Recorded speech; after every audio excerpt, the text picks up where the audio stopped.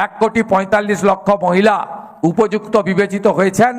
আমি এখানে আসার আগে অর্থ দপ্তরে খোঁজ নিয়েছি, তারা বললেন 1,31,00,000 তো ট্রান্সফার হয়ে গেছে, বাকি টাকা প্রক্রিয়ার মধ্যে চলছে। আগামীকালের মধ্যে বা 20 তারিখ সকাল 11টার মধ্যে যারা উপযুক্ত হয়েছেন 1,45,00,000 প্রত্যেকের অ্যাকাউন্টে অর্থ এসে যাবে।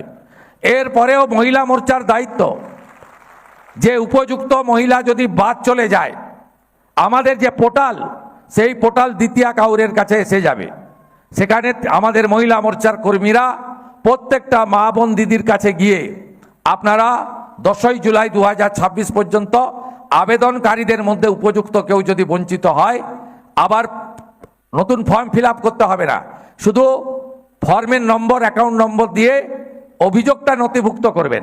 আর যদি দেখেন যে বিরাট অর্থশালী লোক মাসে 5 লাখ 10 লাখ রোজগার করে, তিনি পেয়ে গেছেন, তিনি তো পাওয়ার উপযুক্ত নন, তাকে বলবো স্যারেন্ডার করতে।